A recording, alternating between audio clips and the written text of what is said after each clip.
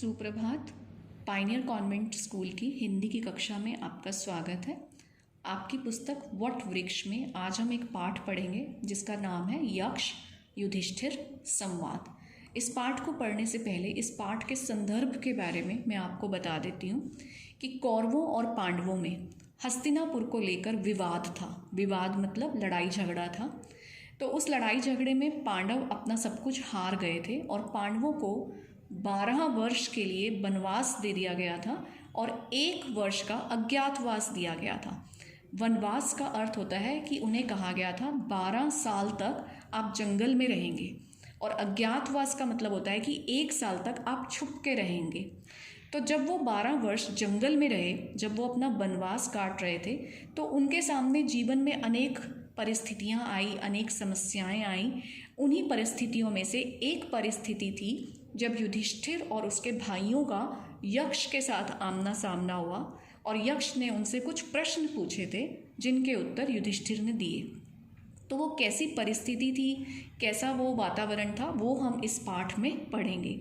इस पाठ को पढ़ने से पहले इस पाठ में जो कुछ कठिन शब्द आए हैं उन शब्दों के अर्थ हम समझ लेते हैं, क्योंकि उन अर्थ को समझने के बाद ही पाठ को समझना आसान हो जाएगा। पहला शब्द है मूर्छित। मूर्छित का अर्थ होता है बेहोश हो जाना, जैसे कि वह गाड़ी से टकराकर मूर्छित हो गया, मीन्स बेहोश हो गया।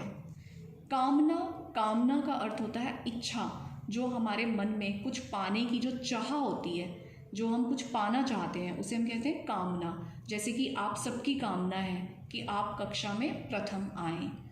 अगला शब्द है सरोवर। सरोवर का अर्थ होता है एक तालाब जहाँ पे पानी होता है जिसमें, और इसका वाक्य हम बना सकते हैं कि सरोवर में हंस तैर रहे हैं, या हम कह सकते हैं कि सरोवर का पानी बहुत साफ है। विलाप, विलाप का अर्थ होता है रोना। अब आगे के वाक्य आप खुद बना लीजिएगा और मैं आपको उनके अर्थ समझा देती हूँ। विलाप का मतलब होता है रोना। नियंत्रण का अर्थ होता है वश में करना, मीन्स हर चीज़ को अपने कंट्रोल में रखना। अवहेलना का मतलब होता है किसी की उपेक्षा करना, मतलब कि किसी की बात ना मानना, किसी की बात ना सुनना। ध्वनि, ध्वनि का अर्थ होता है आवाज़। विपत्ति, विपत्ति का अर्थ होता है मुसीबत, कोई प्रॉब्लम सामने आ जाना, कोई समस्या आ जाना। स्तब्ध, स्तब्ध का मतलब हैरान, वह ताजमहल की सुंदरता देखकर स्तब्ध रह गया। परिणाम, परिणाम का अर्थ होता है नतीजा, मीन्स रिजल्ट, जैसे कि कक्षा का परिणाम आने वाला है, परीक्षा का परिणाम आने वाला है। न्यायपूर्ण, न्यायपूर्ण होता है जो सही कार्य होता है, जो ठीक हो, जो उचित हो, जो गलत ना हो, जो न्यायपूर्ण हो। समस्या आपको पहले बता चुके हैं, जैसे कि कोई कठिनाई सामने आ जाना। समाधान, समाधान होता है समस्या का हल पाना, कोई सॉल्यूशन पा लेना। आश्चर्य, आश्चर्य का अर्थ है हैरानी।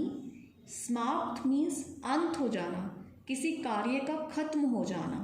सत्कर्म, अच्छे कर्म, जब हम अच्छे काम करते हैं तो उसे कहते हैं सत्कर्म। विद्वता, विद्वता मीन्स बुद्धिमता, इंटेलिजेंस। तो ये सारे शब्दों के अर्थ जानने के बाद अब पाठ को समझना बहुत आसान हो जाएगा। और अब हम अपने पाठ को आरंभ करते हैं। पांडवों के वनवास के 12 वर्ष समाप्त होने वाले थे। पांडवों को मैंने आपको अभी बताया कि वनवास मिला था, कितने साल का, 12 वर्ष का मिला था। अब वो 12 वर्ष उनके पूरे होने वाले थे। एक दिन वे जंगल में प्यास से बड़े व्याकुल हुए। उन्हें बहुत प्यास लग रही थी। व्याकुल मतलब बहुत बेचैन हो गए, बहुत परेशान हुए। युधिष्ठिर ने अपने छोटे भाई नकुल को किसी पास के सरोवर अथवा नदी से पानी लाने को कहा। युधिष्ठिर ने अपने छोटे भाई नकुल को कहा कि किसी पास के सरोवर या नदी से पानी लेकर आओ। नकुल पानी ढूंढते ढूंढते, नकुल पानी को ढूंढते ढूंढते एक सरोवर के पास पहुंचा, एक तालाब के पास पहुंचा। ज्यों ही, ज्यों ही का मतलब होता है जैसे ही उसने जल में हाथ डाला, उसने जैसे ही पानी को छुआ, कि एक ध्वनि सुनाई दी, उसको एक आवाज़ सुनाई दी। कैसी आवाज़ थी वो? सावधान, हे माद्री पुत्र। माद्री पुत्र का यहाँ पे मतलब है माद्री का पुत्र, यानी कि नकुल की माता का नाम था माद्री। तो आवाज़ ने उसे उसकी माता के नाम से संबोधित किया कि माद्री के पुत्र सावधान, यह सरोवर मेरा है। पानी पीने से पहले मेरे प्रश्नों के उत्तर देने आवश्यक हैं। पानी पीने से पहले आपको मेरे कुछ प्रश्नों के उत्तर देने आवश्यक मतलब बहुत ज़रूरी हैं। नकुल ने चेतावनी की ओर विशेष ध्यान नहीं दिया। इसको समझते हैं, चेतावनी का अर्थ होता है पहले से बता देना।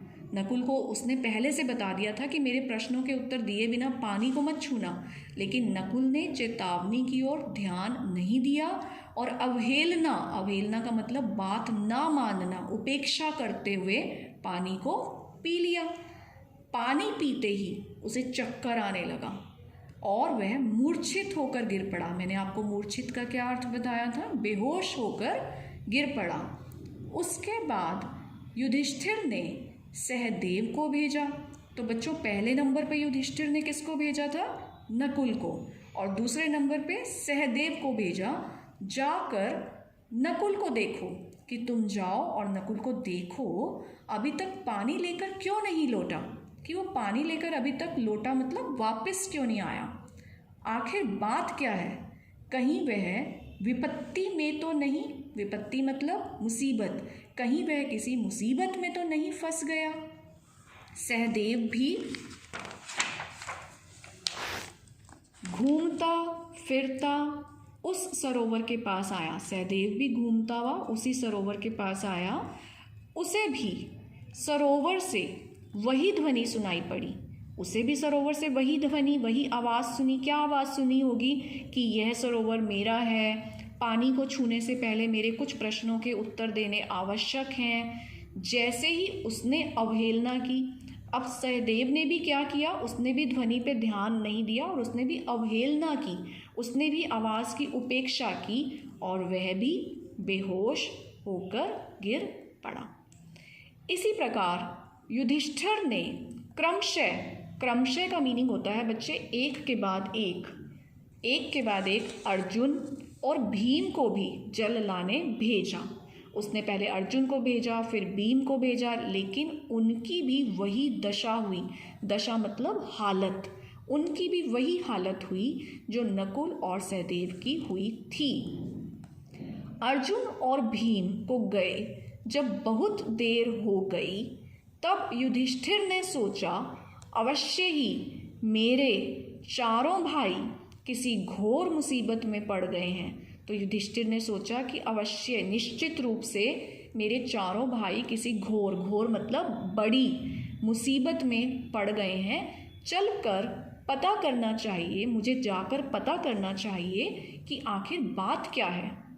जब युधिष्ठिर स्वयं तालाब पर पहुँचे, अब युधिष्ठिर स्वयं मतलब कि खुद से तालाब पर पहुँच गए, तब वहाँ का दृश्य देखकर, तो वहाँ पे जो उन्होंने दृश्य देखा वे स्तब्ध रह गए।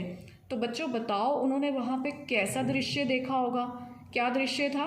कि उनके चारों भाई वहाँ पर बेहोश पड़े थे। यह देखकर वे स्तब्ध का मतलब मैंने अभी बताया था, हैरान रह गए।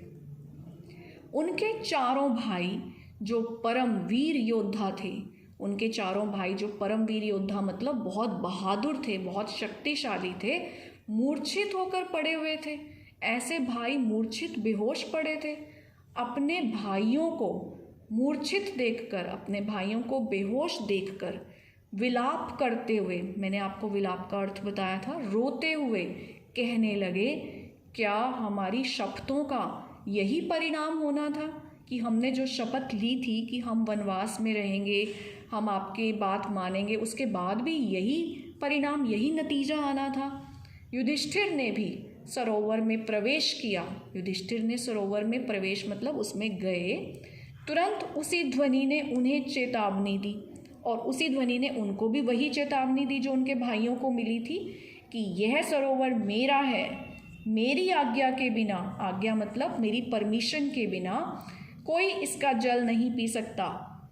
जल पीने के पूर्व, पूर्व का मतलब पहले, जल पीने से पहले जो व्यक्ति हमारे प्रश्नों का उत्तर देकर हमें संतुष्ट कर देगा, जो हमारे प्रश्नों का उत्तर देके मुझे सेटिस्फाई करेगा, संतुष्ट करेगा, वही इस सरोवर का जल पीने का हकदार होगा। मीन्स उसको हक मिलेगा कि आप इस सरोवर का जल पी सकें।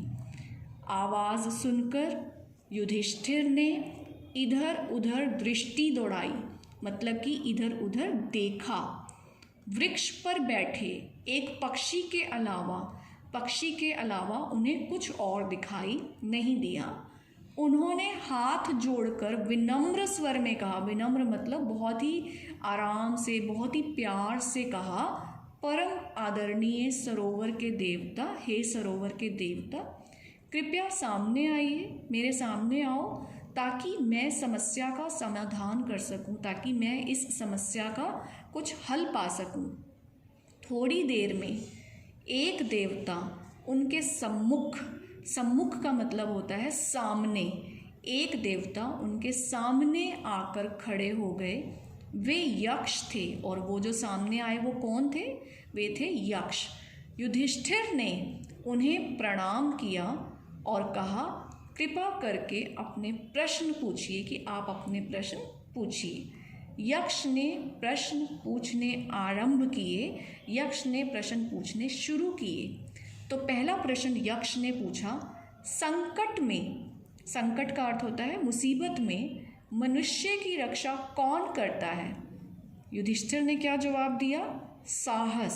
साहस मीन्स हिम्मत ही मानव को संकट से मुक्त करवाता है। मीन्स मानव जब भी संकट में होगा तो उसे कौन रक्षा करेगा? साहस। यक्ष ने कहा, पृथ्वी से बड़ा कौन है और आकाश से ऊंचा कौन है? अब आप कहोगे कि मैम पृथ्वी से बड़ा तो कोई भी नहीं है और आकाश से ऊंचा भी कोई नहीं है, लेकिन युधिष्ठिर ने जवाब दिया, और सही जवाब दिया, पृथ्वी से बड़ी माता है और आकाश से ऊंचा पिता है, क्योंकि इस धरती पे एक बच्चे के लिए माँ से बड़ा कुछ नहीं होता और पिता से ऊंचा कुछ नहीं होता। इसीलिए आपको हम बार बार कहते हैं कि अपने माता पिता का सम्मान करना चाहिए। यक्ष ने अगला प्रश्न किया, मनुष्य का सबसे भयंकर शत्रु कौन है? युधिष्ठिर ने कहा, क्रोध मानव का सबसे भयंकर शत्रु है। मीन्स गुस्सा करते हैं जब हम, तो हमारा दिमाग सही तरीके से काम नहीं करता, इसलिए क्रोध ही मनुष्य का सबसे भयंकर शत्रु है। यक्ष ने अगला प्रश्न किया कि सुख कैसे प्राप्त होता है? युधिष्ठिर ने उत्तर दिया कि सत्कर्मों से सुख मिलता है। मीन्स अगर हम अच्छे काम करते हैं तो हमें सुख मिलता है। यक्ष ने अगला प्रश्न किया, धनी कौन है? युधिष्ठिर ने कहा, वह प्राणी जो कामनाओं पर नियंत्रण रखे, जो अपनी इच्छाओं पर नियंत्रण कर ले, वह धनी है। ये क्यों कहा युधिष्ठिर ने?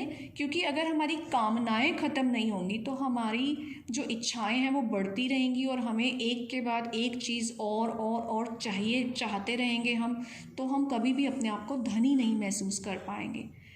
यक्ष ने कहा, वह कौन सा रोग है जिसका कभी अंत नहीं होता? युधिष्ठिर ने कहा, लोभ वह रोग है। लोभ मतलब लालच, वह रोग है जिसका अंत कभी नहीं होता। वही अभी मैंने आपको यहाँ पे भी यही कहा कि लालच करना, एक के बाद एक चीज़ को चाहते रहना, तो फिर उसका ये एक ऐसा रोग है, एक ऐसी बीमारी है जिसका अंत कभी नहीं होता। यक्ष ने अगला प्रश्न किया, वह कौन सी वस्तु है जो मनुष्य की मृत्यु के बाद भी नहीं मरती? तो युधिष्ठिर ने कहा, धर्म। यहाँ पे धर्म का अर्थ है, अगर हम धर्म के अनुसार अपना जीवन जीते हैं, हम अच्छे कार्य करते हैं, हम दूसरों की सहायता करते हैं, तो धर्म हमारी मृत्यु के बाद भी जीवित रहता है। यक्ष ने कहा, कौन सा धर्म सबसे बड़ा है? युधिष्ठिर ने कहा, अहिंसा। यानी कि अहिंसा का अर्थ होता है शारीरिक रूप से या मानसिक रूप से भी अगर किसी को कष्ट ना पहुंचाया जाए तो उसे अहिंसा कहते हैं। अगर हम किसी को शारीरिक रूप से तो कष्ट नहीं दे रहे हैं, लेकिन हम मानसिक रूप से कष्ट पहुंचा रहे हैं, हम गंदे शब्द बोल रहे हैं, हम किसी के साथ बुरा व्यवहार कर रहे हैं, तो वह भी अहिंसा है। वायु से तेज कौन सी वस्तु है? तो युधिष्ठिर ने जवाब दिया कि वायु से ज़्यादा तेज होता है मन, जो हमें एक ही क्षण में एक जगह से दूसरी जगह पर बैठे बिठाए ले जाता है। यक्ष ने अगला प्रश्न किया, कौन सी वस्तु है जो मनुष्य को उच्च व्यक्ति बनाती है? तो युधिष्ठिर ने कहा, यक्ष ने उन्हें 3 ऑप्शंस दिए कि जन, सदाचार या विद्वता, इन तीनों में से कौन सी वस्तु है जो मनुष्य को उच्च बनाती है? तो युधिष्ठिर ने कहा केवल सदाचार। ठीक है, केवल सदाचार ही मनुष्य को उच्च व्यक्ति बनाता है। आपने किसी उच्च कुल में जन्म ले लिया या आप बहुत विद्वान हैं, आप बहुत इंटेलिजेंट हैं, लेकिन जब तक आप अच्छे काम नहीं करेंगे, आपका आचरण अच्छा नहीं होगा, यानी कि सदाचार नहीं होगा, तो व्यक्ति उच्च नहीं बन सकता। यक्ष ने कहा, संसार में सबसे बड़ा आश्चर्य क्या है? युधिष्ठिर ने कहा, प्रतिदिन जीवों को मरते देखते हैं, परंतु शेष जीव सदा जीवित रहना चाहते हैं। कि बहुत अच्छी लाइन है बच्चों। युधिष्ठिर ने कहा कि हम लोग प्रतिदिन हर रोज़ लोगों को मरते हुए देखते हैं, लेकिन जो हम लोग हैं, जो शेष जीव हैं, जो बचे हुए हैं, वो अपने लिए क्या चाहते हैं कि मैं सदा ही जीवित रहूं, जो कि संभव ही नहीं है। और इतना देखने के बाद भी हम ऐसा चाहते हैं, यह सबसे बड़ा आश्चर्य है। यक्ष ने कहा, हे राजन, मैं तुम्हारे उत्तरों से बड़ा प्रसन्न हूँ, तुम्हारे उत्तरों ने मुझे प्रसन्न कर दिया है। मैं तुम्हारे मृत भाइयों में से, मैं तुम्हारे मरे हुए भाइयों में से एक को जीवित कर सकता हूँ। 4 भाई मूर्छित थे ना, तो उसने कहा मैं एक को जीवित कर सकता हूँ, बताओ किसको जीवित करूँ? तो युधिष्ठिर ने कहा, माद्री पुत्र नकुल को, कि तुम माद्री पुत्र नकुल को जीवित करो। यक्ष ने कहा, भीम और अर्जुन को क्यों नहीं? युधिष्ठिर ने कहा, सभी भाई मुझे अपने प्राणों से भी अधिक प्रिय हैं, कि भीम और अर्जुन भी मुझे अपने प्राणों से अधिक प्रिय हैं, परंतु माता कुंती के पुत्रों में से एक मैं जीवित हूँ। ये ना माता कुंती के पुत्र थे भीम, अर्जुन और युधिष्ठिर, और नकुल और सहदेव माता माद्री के पुत्र थे। तो उसने कहा कि कुंती के पुत्रों में से एक तो मैं हूँ ना, लेकिन जो मेरी माता है माद्री, वो पुत्रहीन ना हो जाए, बिल्कुल उनके पुत्र ना, मतलब कि सभी पुत्र ना मर जाएं, इसलिए आप एक पुत्र को जीवित करो, और वो है नकुल। यक्ष ने युधिष्ठिर के न्यायपूर्ण मतलब सही उचित उत्तरों से प्रभावित होकर उनके सभी भाइयों को जीवित कर दिया। तो बच्चों, इस पाठ से हमने क्या सीखा? इस पाठ से सबसे पहले हमने सीखा विवेक से निर्णय लेना, मीन्स बुद्धि से कार्य लेना, ईमानदार होना, सच बोलना, और अगर हमें कहीं कोई आवाज़ आए तो हमें उसकी अवहेलना नहीं करनी है, उसे सुनना है, उन्हें उत्तर देना है, और हमेशा ईमानदारी से सच बोलना है, न्यायपूर्ण कार्य करने हैं। ठीक है, तो अब ये हमारा पाठ यहाँ पे ख़त्म होता है। इसके शब्दार्थ हम पहले ही अच्छे से कर चुके हैं। अब आप इसके जो मौखिक प्रश्न उत्तर हैं इसको पढ़िएगा, इसको आप हल करने का प्रयास करिए, और जो इसकी ये जो अभ्यास कार्य है, किसने किससे कहा, रिक्त स्थानों की पूर्ति और ये श्रुतलेख, इसको अपनी अभ्यास पुस्तिका में लिखें, और इस कार्य को, पाठ को पढ़कर, इस वीडियो को फिर से देखकर आप फिल कर सकते हैं। ठीक है, आगे का अभ्यास कार्य हम अगली वीडियो में करेंगे। Okay, have a good day.